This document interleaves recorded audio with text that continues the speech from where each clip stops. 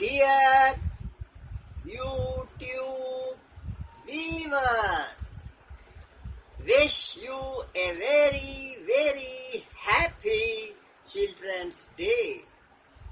आप सभी को बच्चों के दिन की यौम अतफाल की बहुत हार्दिक बधाई, सहर्ष बधाई हो और मुबारकबाद कबूल हो। मुसाफिर पब्लिकेशन पर आपका स्वागत है। कहानियों के सिलसिले की ये छठी कड़ी है। 14 नवंबर 2020 को चिल्ड्रंस डे यौम अतफाल बच्चों का दिन मनाया जाता है, जो पंडित जवाहरलाल नेहरू की सालगिरह का दिन है, जिन्हें प्यार से बच्चे चाचा नेहरू कहकर पुकारते हैं। भारत के पहले प्रधानमंत्री, गांधी जी के सबसे करीबी साथियों में से एक, जंग आज़ादी के हीरोज में से एक चाचा नेहरू अंग्रेजी अदब लिटरेचर के अच्छे अदीब, राइटर, लेखक थे। उन्होंने 3 किताबें लिखी हैं जो अंग्रेजी में हैं। Glimpses of world history, the discovery of India, Bharat की तलाश, एंड ऑटोबायोग्राफी, आत्मकथा। हमारी आज की कहानी the discovery of India, Bharat की तलाश है। ये पहला हिस्सा है, इसे 5 हिस्सों में पेश किया जाएगा। कहानी मैंने लिखी है। ये भारत की तलाश, जो अंग्रेजी में द डिस्कवरी ऑफ इंडिया के नाम से जवाहरलाल नेहरू ने लिखी थी, उसकी तलखीस समरी है। और ये आसान सरल हिंदी भाषा, उर्दू भाषा में है, जिसे आप हिंदुस्तानी भी कह सकते हैं। Thank you. तक पूरा देखिए, लाइक कीजिए, शेयर कीजिए, सब्सक्राइब कीजिए। Thank you. भारत की तलाश। आज हमारी कहानी द डिस्कवरी ऑफ इंडिया किताब पर आधारित है। ये किताब अंग्रेजी में है, जिसे जवाहरलाल नेहरू, भारत के पहले प्रधानमंत्री, ने लिखा है। आप जंग आज़ादी के हीरोज में से थे, गांधी जी के करीबी साथी थे, आज़ादी के लिए कई बार जेल भी गए। आप अंग्रेजी में लिखते थे। आपकी किताब द डिस्कवरी ऑफ इंडिया, जिसका हिंदी में अनुवाद भारत की तलाश है, काफ़ी मशहूर हुई। इसके अतिरिक्त उन्होंने ग्लिम्पसेस ऑफ वर्ल्ड हिस्ट्री, दुनिया के इतिहास की झलकियाँ, और आत्मकथा एंड ऑटोबायोग्राफी भी लिखी है। श्रीमती इंदिरा गांधी, पूर्व प्रधानमंत्री और जवाहरलाल नेहरू की सुपुत्री साहबजादी, ने इस किताब के फोरवर्ड पेश लफ्ज में लिखा है कि ये किताबें पूरे जीवन भर उनकी साथी रही हैं। मुझे इनसे अलग नहीं किया जा सकता। भारत की तलाश की प्रूफ रीडिंग इंदिरा जी ने की। दीबाचा प्रीफेस नेहरू ने लिखा है। उसमें लिखते हैं कि ये किताब उन्होंने अहमदनगर किले फोर्ट में लिखी है, जहां वो 5 महीने अप्रैल से सितंबर तक कैद रहे। जेल में उनके साथियों ने मुसव्वदे को पढ़ा और मुफीद, लाभदायक मशवरे भी दिए, जिनका उन्होंने शुक्रिया अदा किया है। इनमें विशेष रूप से मौलाना अबुल कलाम आज़ाद, गोविंद बल्लभ पंत, नरेंद्र देवा और एम आसिफ अली के नाम हैं।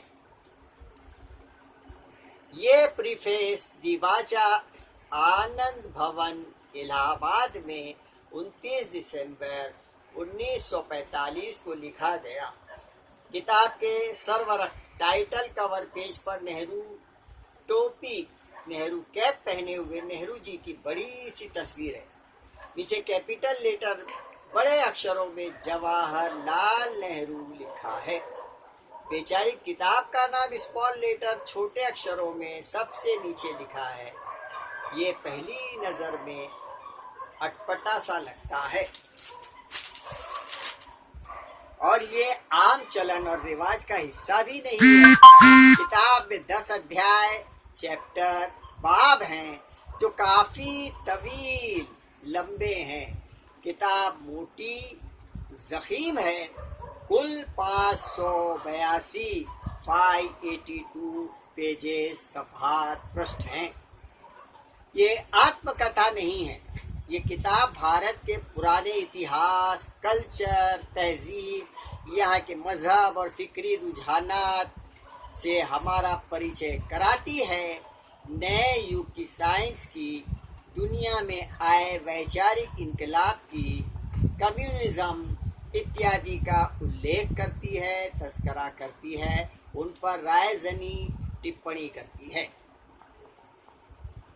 नेहरू ने भारत के इन सब अनासिर एलिमेंट्स को अपनी नजरों से देखा, समझने की कोशिश की और उन पर अपनी निजी राय दी जो थोपी हुई ना थी। इस किताब के पढ़ने वाले पर नेहरू की इमेज एक वसी व अमीक मुताला करने वाले शख्स, वास्ट और डीप रीडर के तौर पर उभर कर सामने आती है। जेल में रहकर बहुत ही कम समय में ऐसी किताब लिखना जो मोटी भी है और पुरमग़्ज़ भी है, जिसका कैनवास भी बड़ा फैला हुआ है, ऐसी किताब को उन्होंने बगैर किसी रेफरेंस बुक को देखे, लाइब्रेरी में किताबों को छाने खंगाले बगैर महज अपनी याददाश्त, मेमोरी के बलबूते पर लिखा है। पहला अध्याय, चैप्टर, जेल में बिताए गए 20 महीनों की बातों पर मुश्तमिल है, आधारित है, जो उन्होंने अहमदनगर किले में गुजारे थे। जेल में उन्हें कोई सुविधा नहीं थी, कोई ट्रायल नहीं हुआ, बस जेल में ठूस दिए गए। ये इटाली से आया, यहाँ इटाली से आए हुए कैदी भी रखे गए थे जो दूसरी जंग अजीम, सेकंड वर्ल्ड वॉर में जर्मनी का जो दूसरी जंग अजीम, सेकंड वर्ल्ड वॉर में जर्मनी का साथी था और ब्रिटेन का दुश्मन था। इसलिए ब्रिटेन इटाली के खिलाफ था। अमेरिका के एक पब्लिशर ने नेहरू से एक ऐसे निबंध मेरे जीवन की फिलॉसफी पर लिखने के लिए कहा। नेहरू को ये आइडिया पसंद आया, मगर उन्होंने ये ऐसे निबंध नहीं लिखा। वो अपनी फिलॉसफी ऑफ लाइफ रखते थे जो एंड जस्टिफाई मीन्स और माइट इज राइट की बात करती है। जीवन की समस्याओं के बारे में उनका अप्रोच साइंटिफिक रहा। वो ऑप्टिमिस्ट, रजाई, पॉजिटिव साइड देखने वाले, धर्म मजहब के बारे में वो कहते हैं, धर्म जैसा कि प्रीफेस, जैसा कि प्रैक्टिस अमल में है, चाहे वो हिंदुइज्म हो, इस्लाम या बुद्धिज्म या क्रिश्चियनिटी हो, मुझे अपनी तरफ खींचता नहीं है, अट्रैक्ट नहीं कर पाता है। ये अवहाम परस्ती, डॉगमेटिक बिलीफ और अनसाइंटिफिक नजर आते हैं। एक सुपर नेचुरल, नजर न आने वाली बहुत बड़ी ताकत पर आस्था या यकीन और ईमान पर रखना और उस पर ईमान रखना मजहब या धर्म है।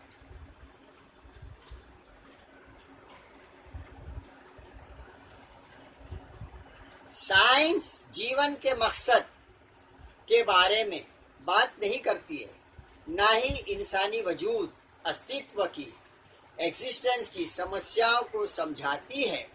एक नया तनाज़ा कंट्रोवर्सी ये भी है कि जो कि साइंटिफिक मेथड तरीके को जज्बाती और मजहबी तजुर्बे एक्सपीरियंस पर अप्लाई करना है। नेहरू खुदा को नहीं मानते थे, लेकिन मोनिज्म, वहदतुल वजूद, अद्वैत, नॉन डुअलिस्टिक यानी सब माया है, कोई नहीं है सिर्फ ईश्वर के, परम ईश्वर के सिवा, उन्हें ये अकीदा, ये बिलीफ खींचता है। मार्क्स और लेनिन ने उनके जहन पर काफ़ी प्रभाव डाला और इतिहास और करंट मामलों को मार्क्सिज्म की नई रोशनी में देखने में मदद की। दूसरा अध्याय बैडन-वेलर लॉसेन कमला के शीर्षक टाइटल के नाम से है। नेहरू लिखते हैं, 4 सितंबर 1935 को मुझे अचानक रिहा कर दिया गया। वो अल्मोड़ा के माउंटेन जेल में थे। खबर के अनुसार उनकी धर्मपत्नी कमला की हालत नाजुक थी। वो बैडन-वेलर के सैनेटोरियम में थी, जो जर्मनी के काले जंगल में वाक़ हुआ था। नेहरू इलाहाबाद पहुंचे और दूसरे दिन हवाई जहाज़ से यूरोप के सफ़र पर रवाना हुए।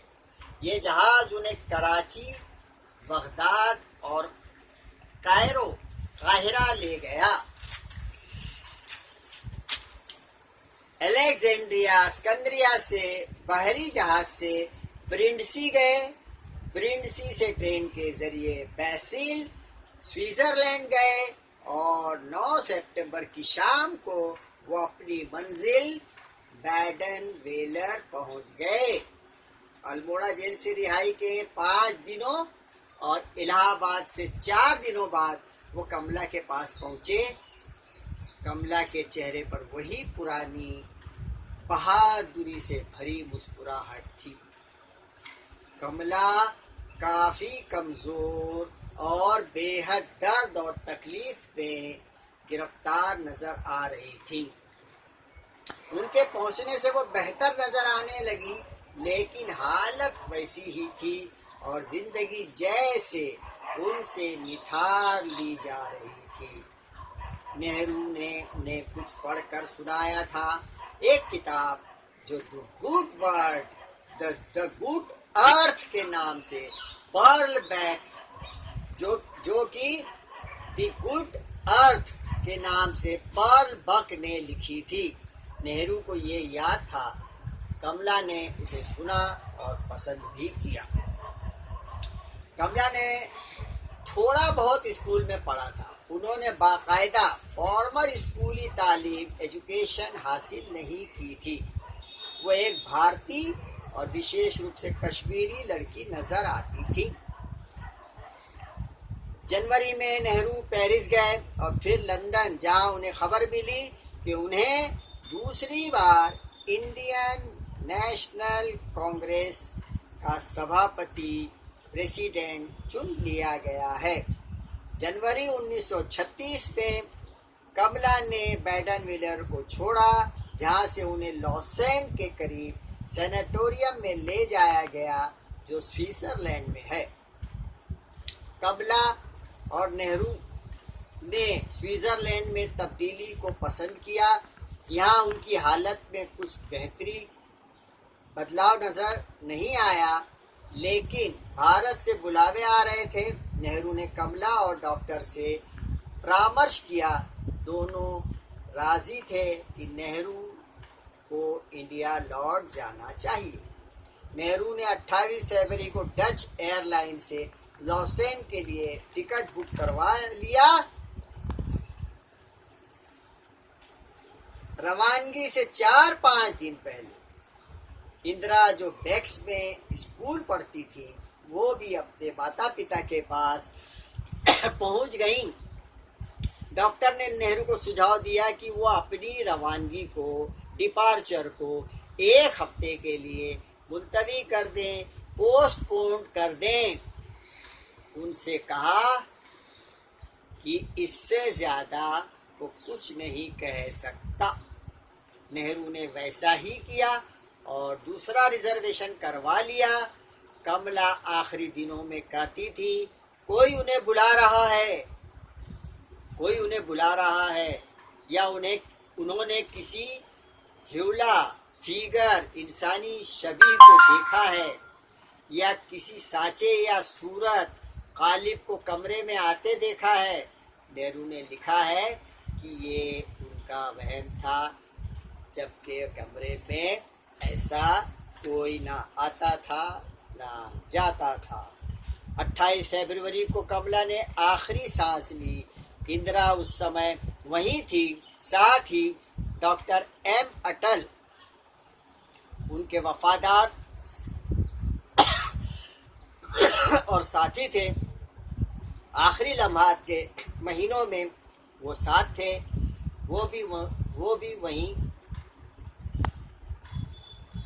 इंतकाल के मौत के वक्त उनके साथ रहे। कुछ दोस्तों नज़दीकी टाउन से दोस्तों और नज़दीकी टाउन से आए हुए कुछ लोगों ने सब ने कमला को लॉसेन के शमशान क्रीमेटोरियम में पहुंचाया। कुछ ही मिनटों में वो प्यारा चेहरा और बदन जो अक्सर व बेशतर मुस्कुराता था, थोड़ी ही देर में राख बनकर रह गया। जिसे नदी में बहा दिया जाता है, वो फानी हस्ती जो जिंदगी से भरपूर थी, जहाँ फजा और रोशन मुनव्वर थी। लॉसेन से नेहरू और इंदिरा मॉन्ट्रियक्स आ गए, जहाँ इटली के कौंसल ने उनसे मुलाकात की, जिन्हें सिनोर मसोलिनी ने इजहार ताज़ियत के लिए भेजा था। नेहरू हैरान थे क्योंकि वो कभी मसोलिनी से मिले नहीं थे, ना ही किसी प्रकार के संबंध उनसे थे। उन्होंने कौंसिल से मसोलिनी का शुक्रिया अदा करने के लिए कहा। कुछ हफ्तों बाद नेहरू के दोस्तों ने जो रोम में थे उन्हें लिखा कि सिनोर मसोलिनी उनसे मिलना चाहते हैं। उस वक्त रोम जाने का सवाल ही नहीं था, मगर मुतवातर लगातार कंटिन्यूअस अनुरोध और ख्वाहिश और इच्छा का इजहार होता रहा। नेहरू खुश अखलाकी के साथ टालना चाहते थे, जिसकी एक वजह एबिसीनिया कैंपेन तहरीक थी जो जारी थी, और ऐसे में फासिस्ट प्रोपेगेंडा में उनका मिलना इस्तेमाल हो सकता था। दूसरी वजह एक बोगस इंटरव्यू था जो जर्नल डी इटालिया ने 1931 में गांधी जी के नाम से छापा था। उन्होंने अपने दोस्त से इजहारे अफसोस किया, लिखा भी और फ़ोन से भी कहा। ये सब कमला की मौत से पहले की बात है। कमला की मौत के बाद उन्होंने पैगाम भेजा कि वो दीगर कई कारणवश वजूहात रीजंस की बिना पर इंटरव्यू के मूड में नहीं हैं। ये सब ज़रूरी था क्योंकि डच एयरलाइन का जहाज़ रोम से गुजरने वाला था, जहां उन्हें एक शाम और रात गुजारनी थी, और वो इस विजिट को और ब्रीफ स्टे को टाल नहीं सकते थे, उससे बच नहीं सकते थे, उसे अवॉइड नहीं कर सकते थे। कुछ दिनों बाद वो मॉन्ट्रियक्स से जेनीवा मार्सेल्स पहुँचे, जहाँ से वो देर शाम को रोम पहुँचे, जहाँ उन्हें शेफ द कैबिनेट मसोलिनी के काबीना की तरफ से एक पत्र लेटर सौंपा गया, जिसमें लिखा था वो मसोलिनी आपसे मिल जिसमें लिखा था कि मसोलिनी आपसे मिलकर खुश होंगे, और 6 बजे शाम का समय इंटरव्यू का फिक्स कर दिया गया था। उच्च अफसर, आला अफसर ने बताया कि इंटरव्यू ना हुआ तो वो ऑफिस से डिसमिस किए जा सकते हैं। उसने यकीन भी दिलाया कि कुछ भी प्रेस में नहीं जाएगा। सिर्फ चंद मिनटों के लिए मुसोलिनी का दीदार करना है। वो चाहते हैं कि आपसे शेक हैंड करें, हाथ मिलाएं, मुसाफा करें और उनकी पत्नी की मौत पर इजहार ताज़ियत करें। 1 घंटे की खुश अखलाकी से बहस के बाद टेलीफोन के जरिए मुसोलिनी के महल ये पैगाम भेज दिया गया कि नेहरू नहीं आ सकते। उसी शाम नेहरू ने सिनोर मुसोलिनी को खत लिखा और इजहार अफसोस किया कि वो उनकी रहमदिलाना दावत का फ़ायदा ना ले सके और उनके दीदार से बामुशर्रफ ना हो सके। नेहरू ने मुसोलिनी के हमदर्दी भरे पैगाम का शुक्रिया अदा किया। नेहरू कहते हैं, कायरो से गुजरने पर उन्हें महसूस हुआ कि उन्हें अकेले अपने घर जाना है, जो अब उनके लिए घर नहीं रहा। उनके पास एक बास्केट थी जिसमें कमला जी की राख अस्थियां थी। उन्हें लगा कि उनके सारे सपने भी कमला के जाने के बाद राख हो गए हैं। वो नहीं रही। She is no more, Kamala is no more. उनका दिलो दिमाग यही दोहराता रहा। नेहरू जब बगदाद पहुंचे तो उन्होंने अपने पब्लिशर को केबल किया जो लंदन में था और उनकी आत्मकथा एन ऑटोबायोग्राफी छपवा रहा था। नेहरू ने अपनी किताब का डेडिकेशन इंतसाब दिया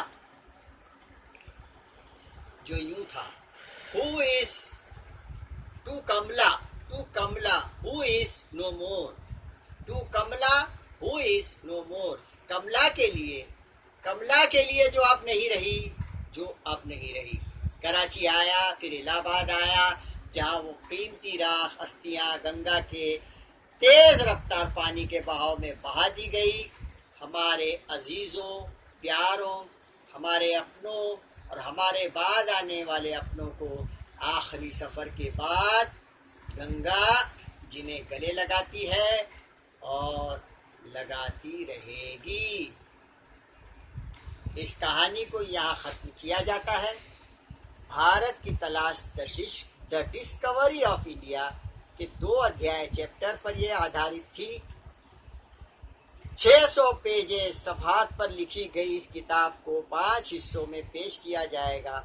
ये किताब की सूरत में भी पब्लिश होगी। Thank you.